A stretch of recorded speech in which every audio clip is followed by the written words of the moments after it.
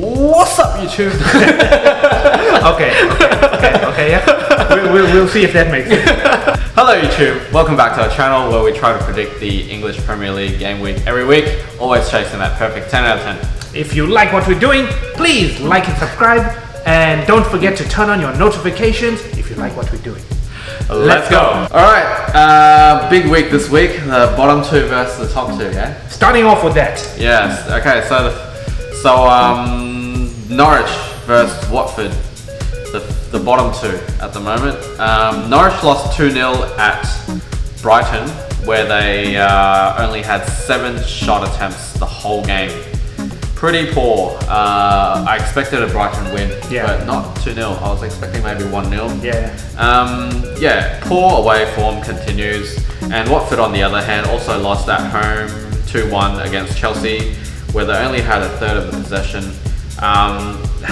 Watford, 6 goals versus 23 conceded so far. I feel if Norwich are going to win, and it has to be now against like the worst scoring team in the league at the moment. Yeah. I just feel without Deeney, who sort of leads the team, but they're a bit all over the place at the moment. Yeah, I'm gonna agree with Rog here. I feel 2 poor teams, as we've said. Yes. Both of them, nothing special. It's kind of a bland way to start the weekend, really. 2 of the bottom teams. I think on paper, Watford are probably the better team. It's just that they haven't been showing it. And Norwich being at home, we've always said when Norwich play away, they lose. But that's not to say that when they play at home, they always win. Yeah. I think it's gonna kind of even each other out, but I can see what Roger's saying, so I'm gonna give the slightest of edges to Norwich. Next game, Chelsea versus Palace. Chelsea won, as said before. Yep. Palace lost 2-0 at home against Leicester. They didn't play too bad, just outplayed by a more effective team, I have to say. Professional. Yeah, Chelsea keep winning and playing at home should be able to see on Palace. They must be on a high right now after that 4-4 Ajax game. Comeback. Ooh, yeah. I was gonna kind of say the same thing. In Stamford Bridge, yes, the atmosphere is gonna be pretty electric now after the midweek game. So yeah, Chelsea win. I think Chelsea just keep on winning and winning. If anyone were to topple Liverpool or Man City, you would think at the moment it's probably Chelsea or Leicester. So sure. Chelsea probably going to keep up that winning Definitely run. not Arsenal. I'm not going to Nor get United. Yeah. Alright, next is Burnley versus West Ham. Burnley lost 3-0 at Sheffield. Pretty even possession, but 0 shots on target, as expected against Sheffield at home. West Ham, on the other hand, lost 2-3 at home against Newcastle, which was surprising. But you have to keep in mind that Newcastle's goals were all set pieces, and West Ham did still score 2. So on a regular day, I'd expect that to be like more closer to 2-1 West Ham win. So I feel this game, although it's Burnley's home, I think West Ham should be able to edge it. I'm still more confident in their attack there than Burnley's at the moment. Yeah, I feel the same way. I've taken more time now to look at West Ham, and I do feel that, as Rog said, moving forward, they're the superior team. Yes. And they do play good football. Against Newcastle, they were the only team really playing football. As we said, as Rog mentioned, Newcastle's 3 goals came from set pieces. Yeah. West Ham, they keep it on the ground. They've got skilled players who can do things with the ball. And I'm always a fan of letting football be the winner at the end of the day. So, the West Ham wins here. Yeah. Alright, so next one is Newcastle versus Bournemouth. Newcastle won at West Ham, as mentioned. I think they had a lucky game, as we said before. Bournemouth beat Man U 1-0 at home. Newcastle might be confident after their win, but going forward, I still think, their attackers aren't doing the job. No. It's Almiron and who? Joelinton. Joelinton, yeah. Saint Who Maxim.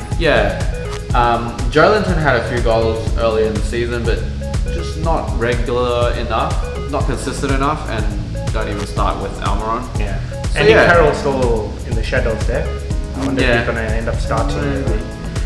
But yeah, I just think Bournemouth overall are probably going to score a bit more than Newcastle will. So Bournemouth win for me. Yeah. Bournemouth win for me as well. Bournemouth weren't anything too special against Man United. No. Just pretty bland game overall. I think one thing that does stand out about Bournemouth, and that's been more prevalent in fantasy, is their defense is kind of organized. Yeah. And they're going to be a totally different challenge to West Ham for Newcastle. So I don't think Newcastle are going to be able to rely too much on their set pieces as they did against West Ham. Bournemouth are going to be able to swat those away. Bournemouth win. Next one is Southampton versus Everton. Southampton took the lead against Man City, but couldn't hold on to the 3 points at the end, losing 2-1. Very, very good result, especially after the 0-9 at home versus Leicester. Takes a lot of character to do that. Yeah, for sure. And if you look at the stats, against City had 75% possession and 26 shots in total, and they only let through 2. Yeah. Like, that's sick defense compared with 9-0. Yeah. Like, that's already gone back up, like, next level. Yeah. So they had 3 shots the whole game, Southampton, but scored 1. Like, that's not too bad. Yeah. Like, very good defense, and I think it's a different story now. And on the other hand, Everton drew 1-1 at Spurs, which predicted. I thought they were going to win, but now that Gomez is gone for the rest of the season due to the bad injury, unfortunately, I think although Everton on paper is a better team, I've always been saying, like, after watching a few of the games this season, their midfield is their weak link. Without Gomez in a position where they're already weak, Yeah. you know, he was a starter. Yeah, it's just weaker. So I can see a lot of, you know, crosses from Digne and maybe Coleman if he plays, and Richarlison, maybe Sigurdsson will do some Will damage. Sigurdsson actually start now? I don't know. Surely he has to. He has to. Maybe if he starts and carries the ball through midfield, possible. Yeah. But with Southampton's upgraded defense, I don't know if it was tactics or just the defensive heart. Yeah. I don't know. Yeah, the like spirit. the spirit. I feel a Southampton win. I could see a draw, but Yes. I'm saying based on defense, Southampton win. Yeah, I also think Southampton, as you said, they've shown a lot of character to overcome that mental loss against Man City. So the results have been improving. They've still lost, but they've been improving. Surely they're about to turn the corner. Yeah. I'm gonna say a Southampton win here. Just quick note.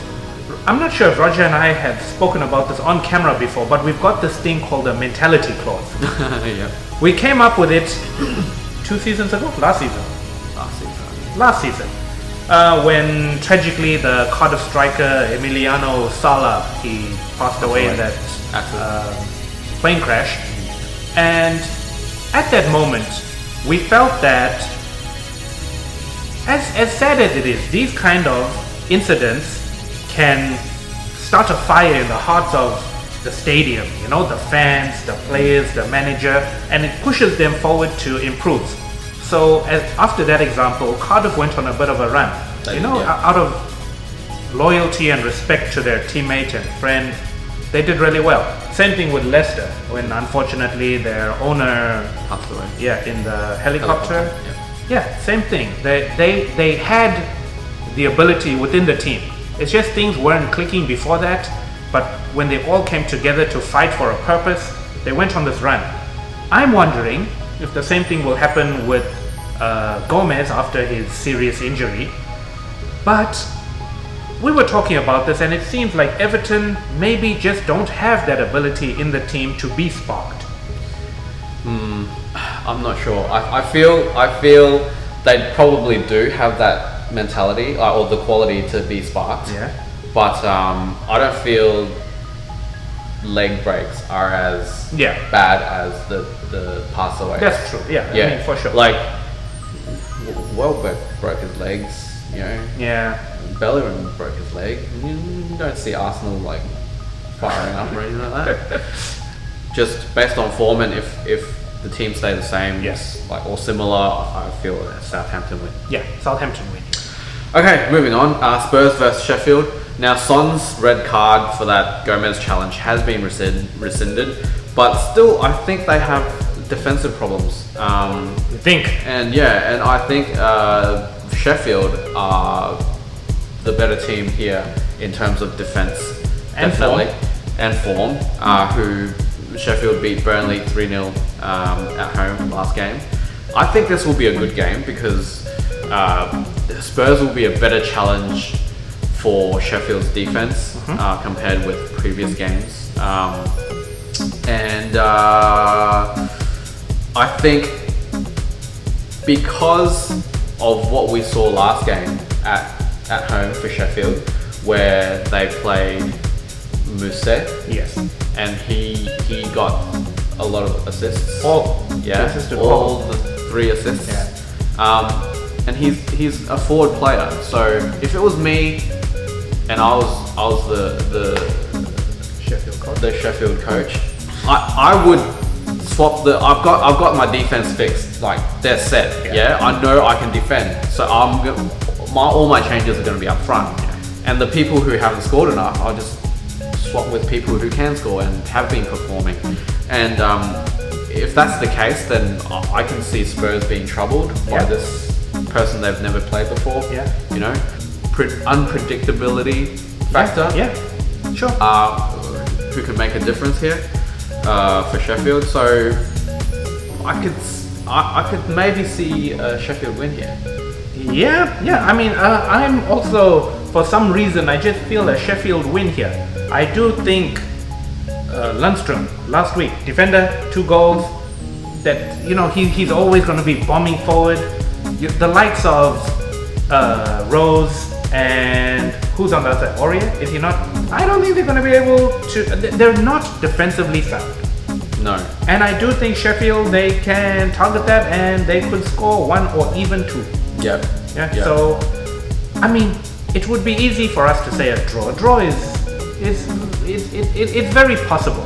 But there's just something in the Sheffield team that I've got to say. Sheffield wins. I'm backing Sheffield. Yeah. It's Spurs. So. Yeah, I'm backing Sheffield because I think they're a good team. Yeah. All right. Now next, Leicester versus Arsenal. Leicester won 2-0 away at Palace.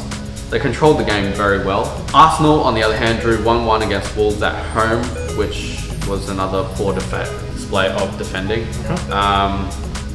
after leading the game. I'll have to say Leicester win here. I don't know how well we'll play tonight for Europa, but I just think Leicester are playing the most like a champion team in the league at the moment. Their form and the way they win are just top quality. Yeah. Whereas Man City and Liverpool, they're like just winning and like trying to grind back that win, the points late in the game, and they've got less clean sheets than Leicester. Yeah. You know, Leicester have been playing like champions. Yeah. I have to say, maybe that fire that you mentioned, that mentality from last season's, unfortunate events are still going, and maybe they want another league title. Another league title. I mean, why not? Maybe they're not that far off from not at all. the leaders, and the way they're playing, I can see that happening. Yeah. So I feel like it's going to be like a 2-1 or 2-0 Yeah. to Leicester. Yeah, I can just see it. Like, if Emery plays the same way, uninventive, We're gonna get punished. Yeah, we're going to get punished for sure. Like, so he should have a tactic right now to clear or do something that doesn't let Vardy do that sort of thing. Yeah. Next one, United versus Brighton. United lost 1-0 at Bournemouth, as we said. Brighton won 2-0 versus Norwich at home, as we said. Brighton are not so tough away compared to their home form. Yeah. So I can see maybe United getting a win here. The thing is, I don't see the goals coming from Rashford or Martial, or goal attempts, I should say, as much as I think it should be. Well, you can't score if you don't shoot. Yeah, and I feel they try to carry the ball a bit too far sometimes, and sort of into areas where they're not that good. Yeah. Overplaying. Yeah, overplaying basically. So it's a bit worrying because I feel you play sort of okay football. Yeah. Overall. Yeah. I feel better than Arsenal at the moment, but just what's going on in the front is a bit like, what are you doing with the ball over there? Like, that is our problem at the moment. It's like, I don't think we played terribly against Bournemouth. It's just that initially we didn't take our chances. As the game grew on, we didn't make enough chances. And that's all it came down to. If we were more clinical, we would have won that game. But we didn't, and it's a problem. In January, we really need another striker. Not even someone too established, just for options. We need more options than an 18-year-old Greenwood. But that being said, the play wasn't terrible. I'd like to think at home we can beat Brighton here. So a tight United win. True. Next one, Wolves versus Villa. Wolves drew at Arsenal, while Villa lost 1-2 at home against Liverpool. Wolves are going to be craving for a win now after so many away draws in a row. Villa, on the other hand, scored first again against Liverpool, and they held on for like 86 minutes until Liverpool equalised, and then they scored a winning goal at the 95th minute, which is heartbreaking. But I think they have been getting some excellent results, Villa. If you look at the stats, they had hardly any possession against Liverpool, much like the Southampton Man City game. So pretty good defending. Another thing of note, I'm not sure if it's noteworthy because Wolves did play their B team, but they played only a week ago, where Villa won 2-1 for the Carabao Cup. So I guess all things considered, I see a draw. I don't think Wolves can get that win they're craving for at home, but yeah, it's just because Villa have been playing pretty well, and defensively, I think form-wise, Villa are definitely the better team. Wolves just draws after draws after draws, a couple losses thrown in there. So yeah, I think the likely result here would be a draw in this game. Liverpool versus Man City, the top two battle it out. I just realized we start the weekend with the bottom two battling each other out, and we end it with the top two. Exactly. So both teams have been slightly cracking defensively, just leaking a few through, but still able to get points, if not all three, at the end. It'll be interesting to see who scores first. Yeah, that could decide it. That could. As Perf said before we started recording, he thinks Man City has a better chance because they have more to lose. Urge to actually win. And whereas Liverpool, I feel, have been just taking it a bit easy because they can afford to be honest, for all their games. And they find themselves, oh shit, we're losing, we better start playing, and then they sort of scramble through like 2 goals or something like that, which is fine if you're Liverpool. But City, I originally thought City might have the worst of the hands here because City have their centre-back problems due to injury. Otamendi's not even played, and they keep playing Fernandinho and Stones. And he doesn't really play Zinchenko. Cancelo and Walker. And Walker. And sometimes Mendy. You don't not have really playing starters. Well, not even that. Like not even like Fernandinho. He's not a centre back. No. Yeah. Well, yeah. Is 35-year-old Otamendi midfield. is Otamendi that bad that you won't play him in his role and let someone from a CDM play his role? I don't know. I don't know what's going on. That's with the Pep. message they're sending out. Yeah. But yeah, I thought Liverpool would take it because of that, like the back line issue, and they haven't both teams haven't been getting clean sheets, but yeah, particularly Man City, who've been losing a few games as well, against the likes of Norwich, Wolves. Yeah. But yeah, they've been losing more, so I feel Liverpool will take it, but I'm hoping for a draw, and I can see a draw here, whereas Prep thinks it might be a City win. Yeah, I do think it's going to be a City win here. Just, I think the responsibility is more so on Man City. Pep is a character. He's going to get them hyped up for this. He's going to make it seem, and it is, a must-win game for them. If they have intentions of winning the league, they must win this game. Because if anyone's going to beat Liverpool, it has to be them. And they can do it twice. Yeah, they can do it twice. One home, one away. And that'll be enough for them to get the league if they continue. That's 12 points difference. Yeah. So I think Pep is a smart guy. He's going to know he needs to get this done. Another point, Sterling. Going back to Anfield. I think he's matured as a player. So all the abuse that he's probably going to get, it's going to... Yeah, he's going to definitely get it. Yeah, it's gonna fuel him rather than compress his ability. I think he's gonna shine. De Bruyne is gonna do damage from the midfield. I could sound stupid by the end of this weekend and they just get destroyed, but I'm gonna say City win. Fantasy. I won again, right? I think I extended the lead. Yeah, you did. Mainly because Otamendi played 1 minute and didn't even touch the ball. That's I've been there before and I know that hurts. I had Sonsu on the bench, and that was a mistake. And Otamendi played 1 minute and stuffed up that sub that would have been, and I would have got 14 extra points. Yeah. So yeah, and another dilemma I had was Otamendi dropping in price. Like he was 5.5, now 5. And then 5.4, and suddenly I looked yesterday and today or something, and he's now 5.3. Same as Alisson, I had him as my keeper. I haven't got around to changing him yet, so he went from 4.5 to 4.4, and this week 4.3. So I can't afford any more loss. That's like 0.4 million. Call it $500,000. Yeah, gone. Like that I could have changed if I did it earlier. I went ahead and did 2 extra changes because I did my change on Sunday.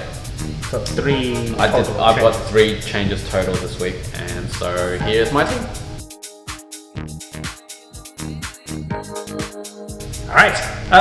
For me, I did kind of okay. I had Ake on my bench. It would have been nice to get the 6 extra points. But other than that, I had Lewis Dunk, got me 7. Lundstrom, 21 points, but most people have him, so it's not going to differentiate too much. Midfield, last time I decided to double up in Leicester's midfield, Maddison and Tielemans, with the intention of, that was kind of a test I was performing to see who'll do better, and I'll take out the one who's not later on. But then, after Son's red card, I felt I need to take him out. Red card has been rescinded, so now I have the dilemma of, do I still take him out? Initially, my thought was yes, take out Son and Callum Wilson, bring in either Vardy, Aubameyang, or Musset. This is what I was thinking about, and probably Mason Mount in the midfield. So I'll have more money for strikers. Haven't made my changes yet, but that's the way I'm thinking. Probably gonna do something around there, but this is my team for this week. So I think in terms of differentials, I feel Musset is definitely someone to consider because of the way he played last week. Yeah. And he's very, very cheap as a striker, 4-point-something million. Surely the pressure is on the manager to play him. And also with Son, I feel he's going to be mentally obstructed to play or to perform at his maximum potential. Well, I mean, you saw the for a scenes. few weeks. Yeah, he was like crying on the spot. So I feel I'm not sure I would keep him on my team if I were you, but it's up to you. I think we were messaging sometime after the game, and I think you said he's probably gonna at least subconsciously be scared of tackling and things now. I don't think he would tackle for sure, but Yeah. I'm not sure if he'll even like dribble and shoot as much as he would have. The guilt will be Yeah, weighing. yeah, just like I don't really want to fork out the money for Van Dijk or Robertson or Trent Alexander-Arnold. There are other options. So yeah, I feel defenders is an interesting category at the moment where I've just realized all my defenders are from like all over the place compared with last season. So who are your defenders? Who are you backing to hold that line who are you starting on your team? Yeah. That's interesting. That's a good point. Yeah, and that actually frees up a lot of funds for midfield and forwards. Yeah. Should I move my highest worth players like Mane and who's my other one? De Bruyne. I'm not To be taking Mane, to be honest, they're not getting that many points. but they're See not the those kind of names? players I'm gonna take out of my team because they're very capable. They are, and you just don't know when they're gonna switch on and stuff. Yeah. No, I'm definitely gonna keep Mane and De Bruyne. De Bruyne, watching his games, he does do a lot of really good passes, and when they convert on a good day, he'll probably get like 2-3 assists and a goal. Yeah. But then if you look at fantasy at the moment, on the City team, a person who doesn't get that many points, but not far off, but is quite a few million less in cost, David Silva. But he's injured now. Is he? Yeah. I saw a red. So, that's okay. his name. Well, in that case, maybe I'll keep De Bruyne at the moment. Yeah. Unless something miraculous happens with Arsenal or something else. Hopefully I can catch up this week. What's it? I think it's like 55 point difference. So much. I mean, we're almost at a third of the way through the season, so still plenty of time. Yeah, but it's bad when I had this player with so many points that got blocked off by this 1 minute guy. And there was a lot of points. Yeah, and if you look at his stats, he didn't even play. He didn't even touch the ball. He went on for 1 minute, didn't touch the ball. That just pisses me off so much. Yeah. Happy game week. Catch you next time.